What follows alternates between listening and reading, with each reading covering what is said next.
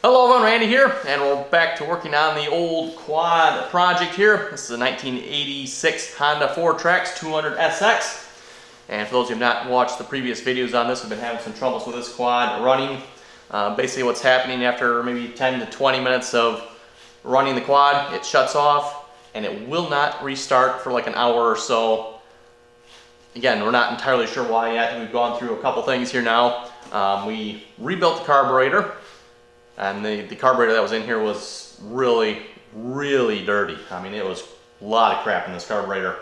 I believe the reason for that was the previous owner, when we got it, there was no filter in here, and I'm assuming that's because the carburetor ingested it. That's the assumption anyway, because what was left of the filter in there wasn't much. So it probably sucked up through the carburetor here. So very, very dirty carburetor. We cleaned that out. Definitely runs a little better since then. That made a big difference. Well, big difference as far as things go. Next, we did some compression testing on the cylinder here. Way low on the compression, so we got a re-sleeved and new piston in here. I will say this made a major, major difference starting this quad. We always used to have to pump the throttle and start it, and it was a real pain to start when it was cold out. Don't have any troubles with that anymore. It starts right up, no problem. Sort of. And next, we've pretty much been breaking it in. We did the two 15-minute break-in cycles. Ran perfectly fine, didn't have any issues. Then we did the 10-minute cycling the throttle here. Ran perfectly fine for that. The next step was to take it for a spin around. Maybe 5 minutes into the taking it around. Well, maybe it was 10 minutes. It might have been 5 to 10 minutes. Just riding it around. It died on us. Quit. We ended up having to tow it back home here. And of course, like normal, it would not restart. Had to let it sit and wait for about an hour. Finally, it would restart again. So again, we're not entirely sure why yet. We're pretty sure it's something electrical now, because I think we fixed all the mechanical or possible mechanical failures in this engine. The carburetor should be somewhat reasonably good. Obviously, new piston and cylinder in here, and like I said, that has made a massive, massive difference when starting it. Used to start really hard, now it starts right up. So anyway, what we're doing next, we got an ignition coil. This is not the Honda ignition coil, this is just one we got off eBay here. So hopefully this will work. A whole lot cheaper getting this off eBay than it is the official Honda ignition coil. You folks think John Deere parts are expensive, wait till you check out Honda parts. Oh my goodness. So anyway, we're going to get the old ignition coil out, put this new one in. We'll see if that solves the problem or not. One thing we are noticing, this is a brand new spark plug. It's maybe ran for, let's see if we can get to focus. It's maybe ran for maybe 15-20 minutes with this spark plug, and I've already wiped it off a little bit, but it was just full black. I mean, black as black gets, and you can see I've already wiped it off, so it's a little bit cleaner. But if you look down in there, it's still black yet. And like I said, this is a brand new spark plug, so this suggests to me this motor is running extremely rich, and I don't know why. So possibly it's something with the spark plug here, it's not sparking well enough, maybe not igniting the fuel good. I don't know, because we cleaned the carburetor. In fact, when it died there, we took the carburetor back out, re-cleaned it, made sure it was all good. We checked the adjustments on it. Looks like all the adjustments are good. So we're a little bit, questioning it as to why it's running rich. Because it seems like everything, like I said, again, mechanically, the best we can tell is sound. So we're going to try the ignition coil here. I'm not 100% sure the ignition coil is a problem. It might be something further on down the line electrical here that is, maybe something telling the ignition coil not to spark. We don't know yet. Someone did suggest relay. And looking at the electrical diagram, there's not much electrically in this quad. Obviously 1986 model, who would expect it to. There's an electrical box here. I don't think this electrical box has much to do with the spark from what I can tell. There's an ignition coil. There's another unnamed box under here. I'm sure if I look it up in the parts diagram, it'll probably say what this is, but there's another box there. And then pretty much I think the alternator, or whatever this quad has on it for generating juice, is down on this side. So anyway, we're going to start with the ignition coil here. We'll pull that out. I noticed there's a little bit of flash down inside this new one here, so I'll see if I can get that out of there a minute.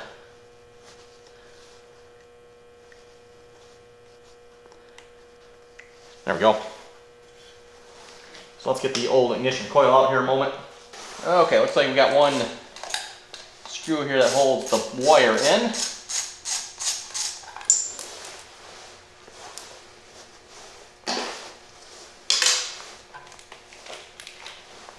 And then the ignition coil, I don't know if you folks will be able to see that, it's right there. 2 wires that connect to it. From what I'm seeing, the green wires is furthest back from this direction, so, and that's the green terminal there on this one.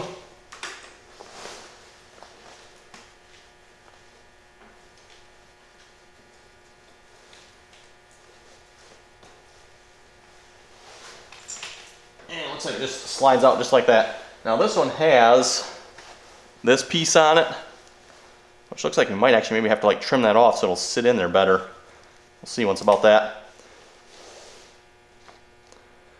Got Japan logo on it. So yeah, there's the old ignition coil. Problem I'm having with this when testing this is my spark plug tester does not fit on this particular connection with this spark plug, so I can't really troubleshoot this. And had a little bit of an idea here last week when we were working on this. I hooked my timing light up to it, and the timing light simply I can just clamp around this, and I was able to test it that way. And when the quad's running, I get a reading, and the timing light obviously flashes.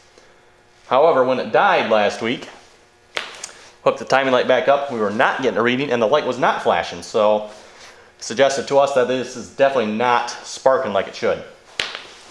So anyway, let's get this stuck in here. This might, like I said, I might have to make this a little different here to get this fit properly. We'll see once. It's like just a rubber boot it sits in here.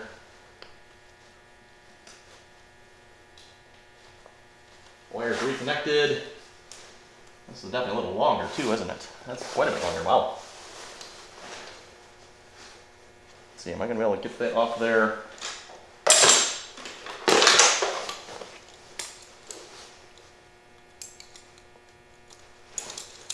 Might need a different tool here to open this up.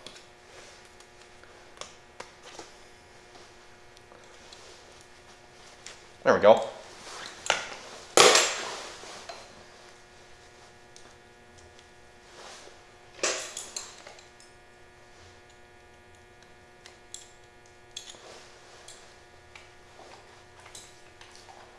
Actually, did I put that on backwards? I might have. Yes, I think I did. Okay, take it back off.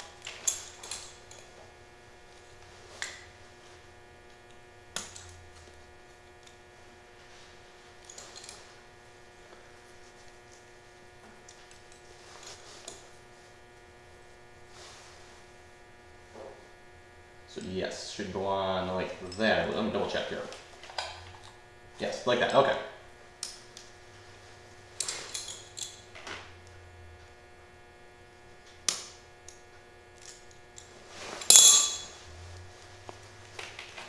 Now I'll get that situated up there first here.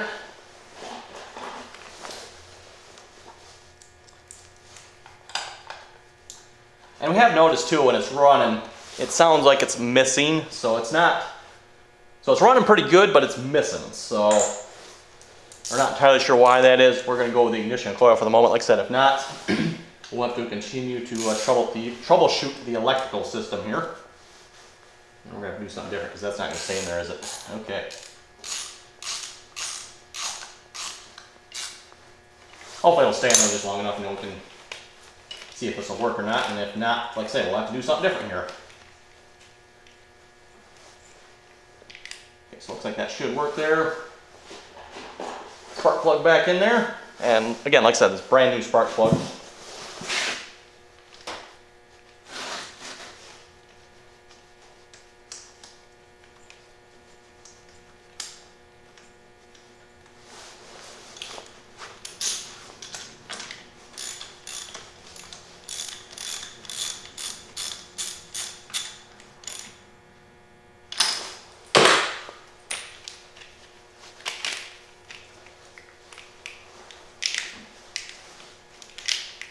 Okay, the angle of this is different.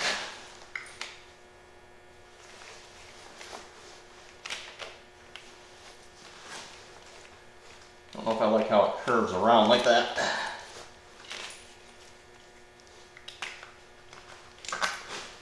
Well, it sits on there. maybe I have to figure out something there. One, there's no protection on that clamp there now. I suppose worst case, we could always peel that off, stick it back in there. Or actually, what, we could probably move this. This probably will slide. Yeah, it will. Okay. Let's slide that back up in there.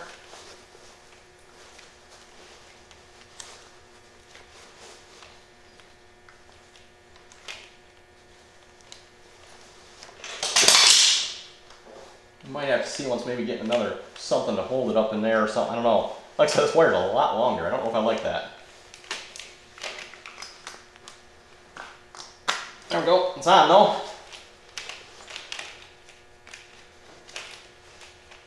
I'll get some twist ties to hold that up there at some point. Anyway, let's fire it up here and see what. Actually, you know what? I need to put the fuel tank on. Let me do that in a moment. I'll put the fuel tank on and then we'll try firing it up here. Okay, we got the fuel tank on and I stuck a seat on it, so let's see if it'll fire up here.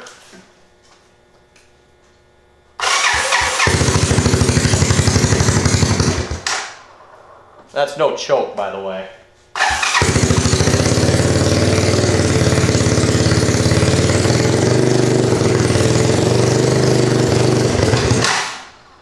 That's interesting.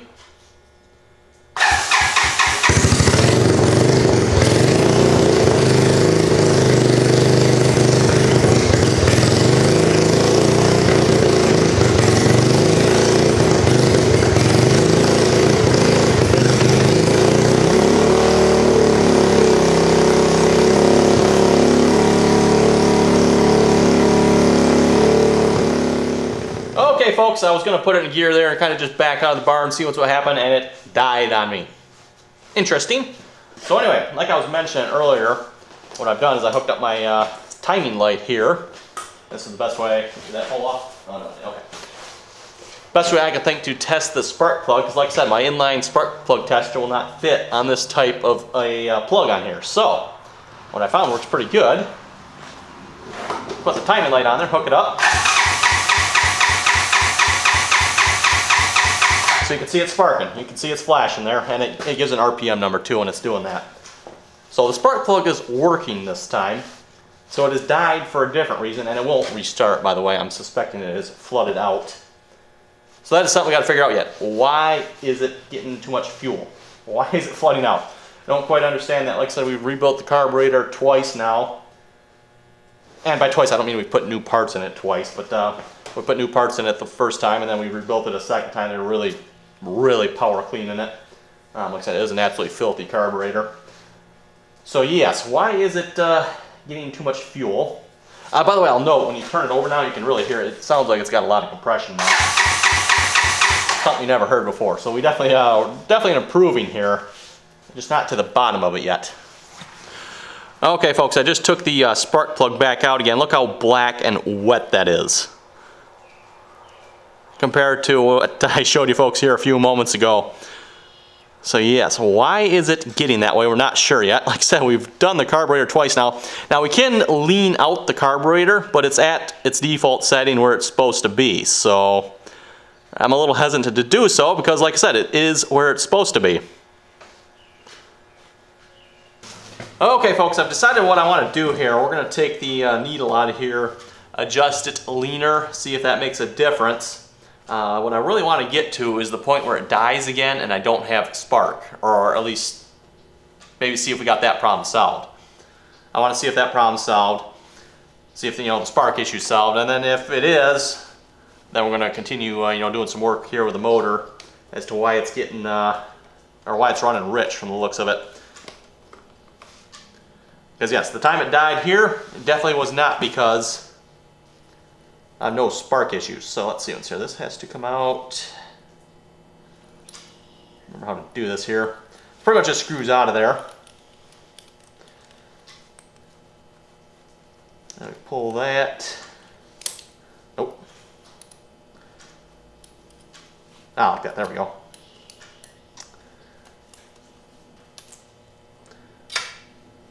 So here's the needle, and what we're simply going to do is move the needle out a little bit. Now it is in the position it's supposed to be.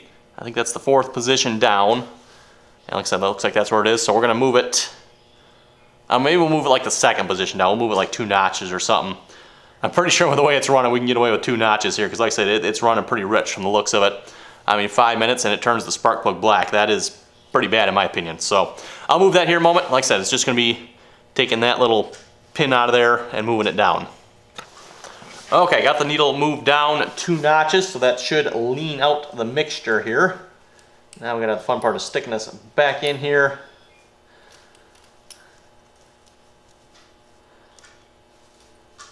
There we go, that actually wasn't too bad. This was, we bought a brand new carburetor, by the way. Another $20 job off of eBay, and wanted to replace this whole carburetor because it was so bad. But unfortunately, the new carburetor did not fit. I don't remember exactly why, but it had something to do with this piece here is different on the new one. So unfortunately, this is still from the old, well, the whole old carburetor is still in here yet, just with pieces rebuilt from the new one. But this is still part of the old carb here, nothing rebuilt in this part of the carb, unfortunately. I mean, it doesn't look like anything's really worn out on it, not that you could probably really tell anyway, because it doesn't take much.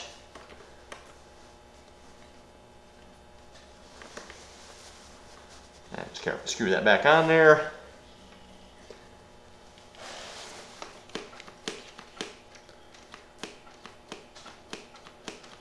I'm assuming everything's working there.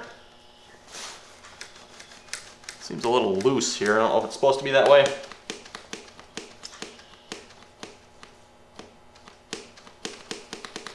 Okay, I'll put the fuel tank back on and we'll try firing it up again here, see what happens. Okay folks, trying to restart it here after leaning out the carburetor there, the needle on the carburetor. And it will not restart here. I mean, it turns over, but it's not restarting. And I'm not getting a reading on my timing light. So it looks like we got a no spark situation here again. So we gotta have something here that's not. And by the way, I looked in the book. I think the other device in there, it says it's a CDI pulse generator, so that might actually be the issue. That don't surprise me. I did look at both those parts on the Honda website, and they're both bloody expensive, so that's why I only replaced the ignition coil with one that's off of eBay.